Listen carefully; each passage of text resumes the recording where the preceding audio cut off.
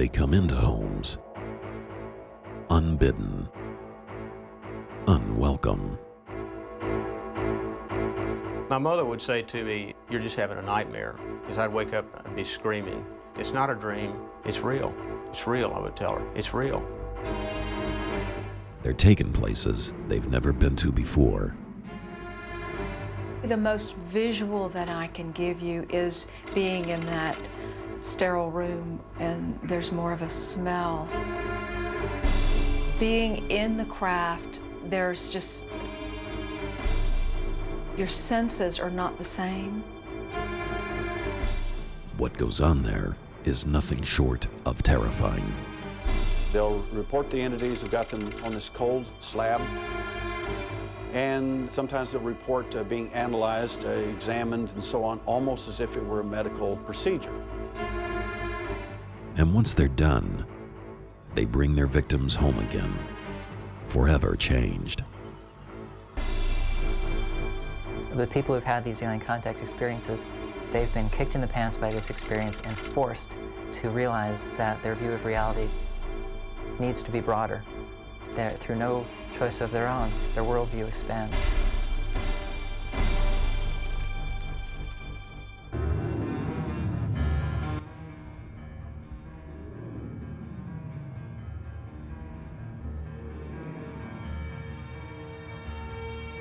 The abduction phenomenon, harrowing tales of humans being brought aboard UFOs against their will, has been reported across the globe. Despite all of the differences among the people who claim to have been abducted, their experiences have a great deal in common. What people are describing with alien encounters seems to surpass our definition of reality, but it doesn't seem to be the kind of thing you can just automatically dismiss. The typical alien abduction scenario takes place at night. Most victims report being asleep in bed and waking to find the room suffused with a blue or amber light. They seem to hear things, to feel shooting electrical sensations, and most of all, to sense a presence in the room. And they're right.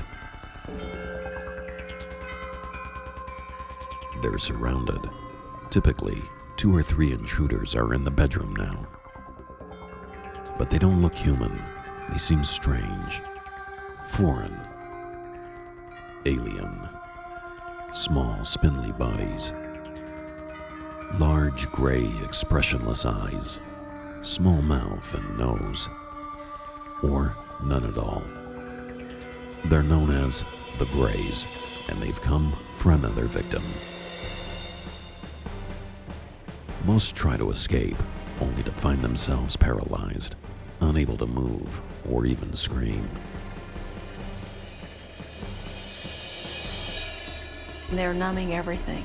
They're not just making you immobile. They put you almost in like a comatose state. The abductee is placed on a table, analyzed, probed, tested, and helpless, alone with the captors.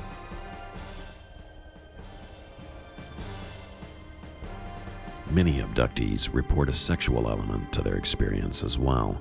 Some allege having intercourse with the alien species.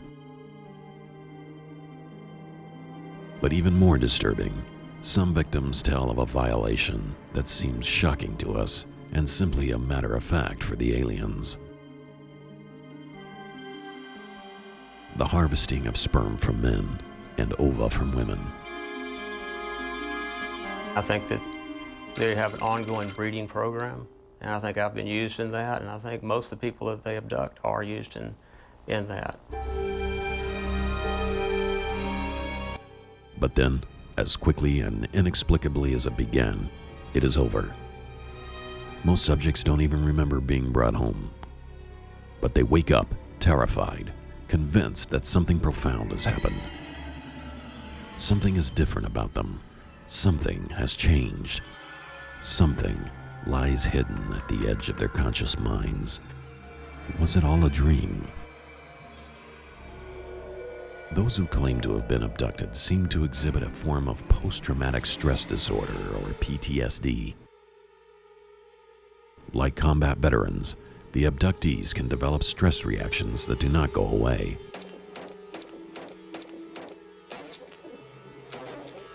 Nightmares, flashbacks, difficulty sleeping, a general sense of detachment or estrangement. The sound of my voice protects you completely and totally. Sleep. Further than ever protects you. Many abductees seek psychological treatment, often in the form of hypnotherapy or regression therapy, techniques that help them relive or remember their abduction experience. I know they'll leave me, they'll bring me back, but it's still scary.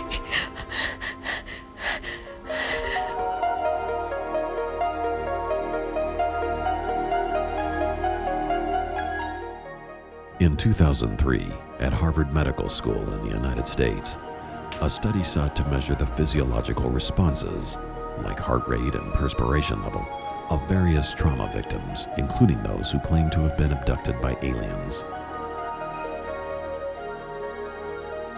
A taped account of the traumatic experience was played for the victims, and they were asked to imagine that they were experiencing the event again.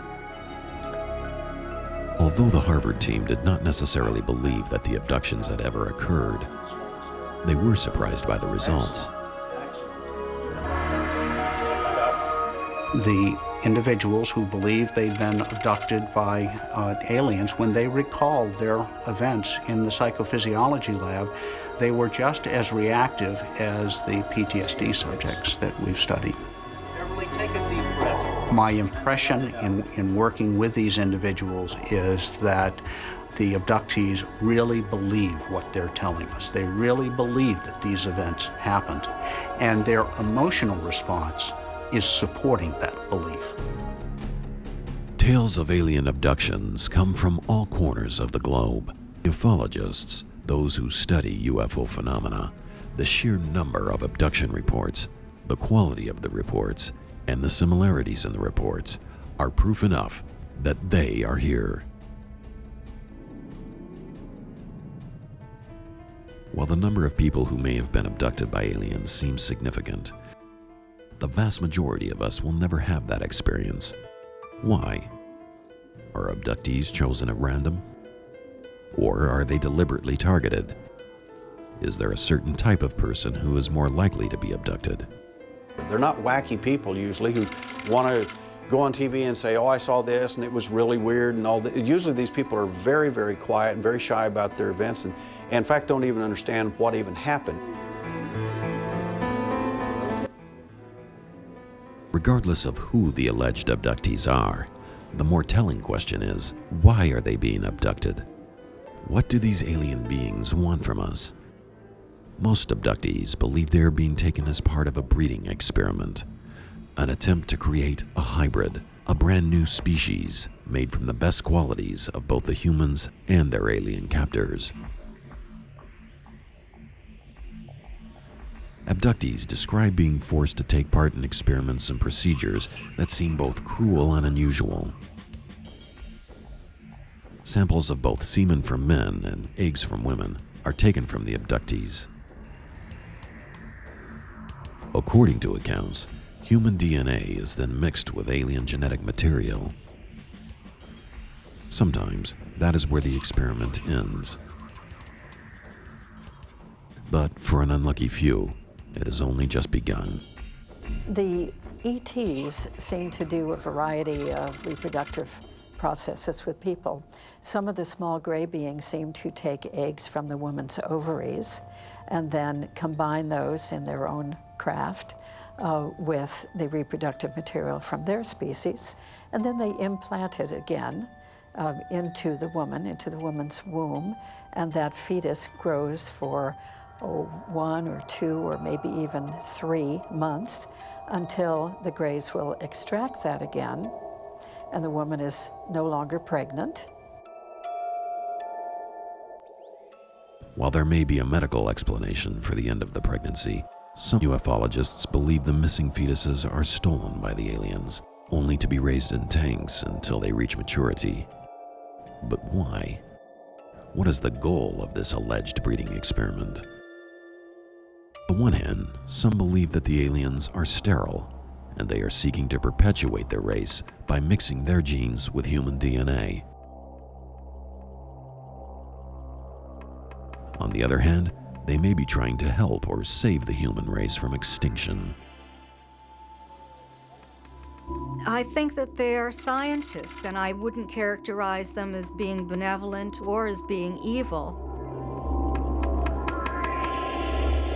It is said that they're taking DNA samples from us. Now, I wonder why they're doing this, and all that I can think of is if this planet is destroyed and we are destroyed, then they can seed us again somewhere else. Gloomy predictions and apocalyptic visions are fairly common in the reports of abductees. Many believe they've been abducted in order to return and spread a message from the alien civilization. Often the message is ecological. We are destroying the environment. We are ruining the planet. Sometimes it's social. Stop building weapons of mass destruction. Put an end to war. And just as the focus of most alien abduction accounts has been in the United States, there are those who would lay the responsibility for the abductions squarely on the American government. Some propose that Americans are allowing people to be abducted in exchange for advanced technology from the aliens. Others believe that the aliens are simply fascinated with human beings as creatures. They may see us as exotic animals to be observed in some type of intergalactic zoo. I personally believe that what the beings are studying is not simply our physical body. I think that they are also deeply interested in what, for lack of a better word, we might call our spirits. I think that they're also deeply fascinated by our totality, what makes us human, what gives us emotions, what gives us feeling. I think that that's probably one of the most powerful elements of the experience. There's a lot of theories out there about why they come and why they don't, and are they good and are they bad, and I really don't know what's the truth about that. But I do know that we're not the only ones here. How could we be?